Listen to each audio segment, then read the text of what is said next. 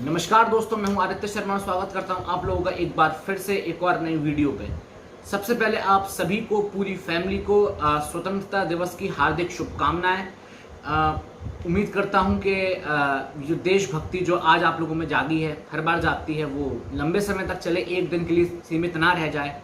और इसी विषय पर मैं आज आप लोगों से बात भी करूंगा। बहुत छोटी वीडियो है, कुछ स्क्रिप्ट नहीं है, बस कुछ पॉइंट्स लिख रखे हैं नीचे, मतलब एक कागज़ पर कि कौन कौन से पॉइंट्स पर मुझे आपसे बात करनी है।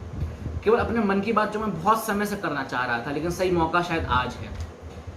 हर साल 15 अगस्त को और 26 जनवरी को हम लोग स्टेटस लगाते हैं, उसमें गाने की ट्यून्स बजती हैं, वो तेरी मिट्टी में मिल जावा, मतलब अन्य अन्य तरीके के गाने, और फिर झंडा, फिर वो फ्लैग होस्टिंग होती है।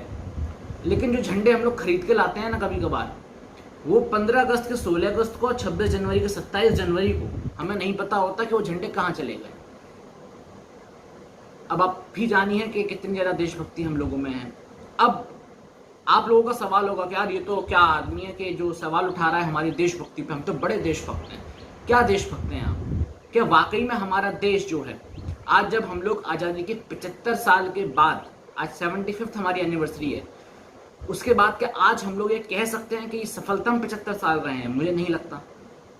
कई लोग, जो कई पॉलिटिकल पार्टीज दावा करती हैं, कई लोग दावा करते हैं कि 2030 तक इंडिया नंबर 1 पर होगा पूरे वर्ल्ड में। मुझे नहीं लगता, बिल्कुल नहीं लगता, और नहीं होगा। आप देखिएगा अगर इसी तरीके से हम लोग चले, और इसमें किसी सरकार की वो नहीं है। एक छोटा सा एग्जांपल देता हूं कि हम लोग सरकार पर नाम लगा देते हैं कि भाई सरकार कुछ नहीं कर रही है। कोविड हुआ था, सबने सरकार को घेरा। आज कोविड के केसेस कम हैं, आज आप लोग मान रहे हैं। आप लोग क्या, मैं मान रहा हूं? मुझे तो नहीं लगता। जितना ज्यादा हो सकता है, लोग कह रहे हैं कि भैया घर में रहिए। ठीक है, मैं घर में नहीं रह सकते हम लोग, लेकिन क्या आज हम लोग मास्क लगा रहे हैं? नहीं लगाते। सोशल डिस्टेंसिंग फिर भूल गए। तो ये काम कैसे चलेगा? आज मैं आप लोगों से बात करता हूं सबसे पहले तो वुमेन्स की। जिस देश में आज भी लड़कियां घर से बाहर निकलने में डरती हूं, उस देश को हम कहते हैं कि हम लोग विश्व गुरु बनेंगे। आज भी जिस देश में रेप्स की जो जजमेंट होते हैं वो 20 साल तक, 15 साल तक डिले होते रहते हैं, उसके बाद भी हम लोग बोलते हैं हम लोग विश्व गुरु बनेंगे। जिस देश में रेप करने वाला बच जाता है, लेकिन अगर एक लड़का लड़की आपस में मिल लिए, उस पर बवाल खड़ा हो जाता है, मीडिया में आ जाता है, कभी कभार तो पुलिस लाठीचार्ज कर देती है, और फिर हम लोग बोलते हैं कि हम लोग विश्व गुरु बनने की तरफ हैं। देशभक्ति की बात करते हैं। स्वच्छ भारत अभियान प्रधानमंत्री जी ने चलाया। मैंने कई बार लोगों को देखा, कुछ खाया और रोड पर पटक दिया। अब आप लोगों का सवाल होगा, भाई तो तू भी करता होगा?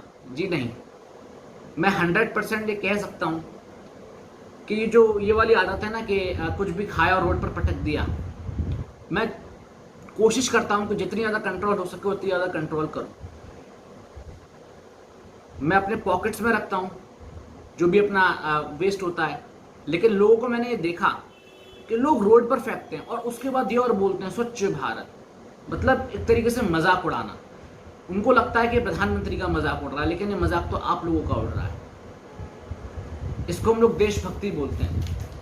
राइट टू इक्वलिटी हमारे संविधान में दिया हुआ है, हम लोग बचपन से पढ़ते हुए आ रहे हैं, 6th क्लास से, कि राइट टू इक्वलिटी कॉन्स्टिट्यूशन में है। कोई भी डिस्क्रिमिनेशन कास्ट के बेसिस पर, कलर के बेसिस पर, इसके जेंडर के बेसिस पर नहीं करा जाता, नहीं हो सकता।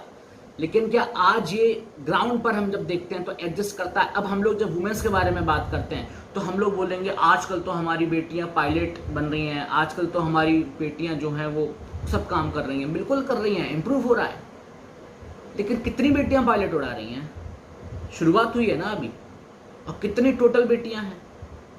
छोटे इलाकों में चले जाइए, छोटे गांवों में चले जाइए, कि आज भी लड़कियों के पास वो राइट्स हैं जो विश्व गुरु में होने चाहिए। विश्व गुरु, मुझे नहीं लगता है वो राइट्स हमारे पास हैं। हम लोग बात करते हैं वुमेन इक्वलिटी की। मुझे नहीं लगता कि वुमेन इक्वलिटी रियल में है। आज भी मेल्स में और फीमेल्स में अंतर करा जाता है। हिंदू मुसलमान पर आज भी हम लोग लड़ते हैं। 15 अगस्त को हम सब एक हो जाते हैं, इंडियंस हो जाते हैं। 26 जनवरी को हम सब इंडियंस हो जाते हैं। लेकिन फिर वो कि मैं हिंदू, मैं मुसलमान, ये मस्जिद, ये मंदिर। मुझे नहीं लगता यार कि इस तरीके से विश्व गुरु तो दूर, हम लोग एक प्रॉस्परस कंट्री जो कभी हुआ करते थे वो भी बन पाएंगे।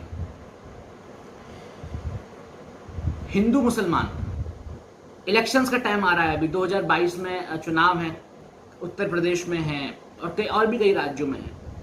अभी जो पॉलिटिशियंस के, मैं किसी पार्टी को नहीं बोल रहा, मैं हर पार्टी की बात है, हर पार्टी में, बीजेपी, कांग्रेस, सपा, हर पार्टी से क्वेश्चंस मीडिया में पूछे जाते हैं पॉलिटिशियंस से कि आप लोग क्या चाहते हैं, मतलब क्या, कौन सी जात पर आप फोकस कर रहे हैं, कौन सी कास्ट पर आप फोकस कर रहे हैं, कौन से धर्म पर आप फोकस कर रहे हैं।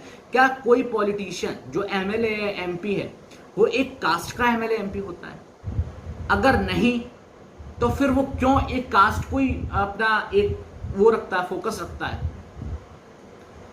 कुछ पार्टीज जो केवल हिंदू आइडियोलॉजी पर चलेंगी, कुछ पार्टीज जो बिल्कुल दलित पर चलेंगी, कुछ पार्टीज बिल्कुल मुस्लिम आइडियोलॉजी पर चलेंगी। यार क्या है, क्या ये बात सही है? अभी इलेक्शंस आ रहे हैं तो जात का शुरू हो जाता है एक नया ढिंडोरा कि यार कौन सी कास्ट किसको वोट करेगी, किस कास्ट का बड़ा रोल है। डेवलपमेंट में सबका रोल होना चाहिए, किसी एक कास्ट का रोल नहीं होना चाहिए। काफी सारी चीजें हैं जो कि शायद हमें इंप्रूव करनी पड़ेगी इंडिविजुअल लेवल पर भी। अगर हम, जरूरी नहीं है कि देशभक्त वही है जो बिल्कुल बॉर्डर पर जाके लड़ता है या फिर जो देश के लिए मेडल लाता है। इंडिविजुअल लेवल पर भी आप लोग बहुत कुछ कर सकते हैं। अगर आप लोगों के पास इतना है कि आप लोग गरीबों को खिला सके तो आप गरीबों की हेल्प करिए ना, वो भी एक देशभक्ति है। लोग, आदमी भूखा नहीं सोएंगे। आप लोगों के पास टाइम है, आप लोगों को पढ़ना पढ़ाना पसंद है, तो आप लोग गरीब बच्चों को पढ़ाइए ना, थोड़ा टाइम देके। सोशल मीडिया पे हम लोग इतना टाइम वेस्ट कर देते हैं। अगर ये ऐसी चीजों में लगाया जाए तो मुझे नहीं लगता आप कुछ बुरा कर रहे होंगे। काफी सारी चीजें आप इनको अगर ध्यान रहें तो 2030 तक छोड़िए, 2025 तक हम लोग विश्व गुरु बन सकते हैं। लेकिन अगर हम लोग ऐसे ही रहे जैसे आज हैं तो 2030 छोड़िए, 2050 तक भी हम लोग विश्व गुरु नहीं बन पाएंगे। उम्मीद करता हूं आज ये बातों को आपने सुना होगा। तो इस वीडियो को ज़्यादा शेयर करिएगा जिससे लोगों तक, ये लोग सबको पता है जो मैंने पॉइंट्स बोले, लेकिन फिर से मैंने दोहराया कि शायद बार बार कानों में घुसने से इफेक्ट पड़ जाए। तो उम्मीद करता हूँ आप लोगों को कुछ बातें अच्छी लगी होंगी। तो मिलते हैं जल्दी किसी अगली वीडियो में। तब तक के लिए अपने घर पर रहिए, सुरक्षित रहिए। और एक बार फिर से स्वतंत्रता दिवस की आपको और आपके परिवार को हार्दिक शुभकामनाएं। बहुत बहुत धन्यवाद।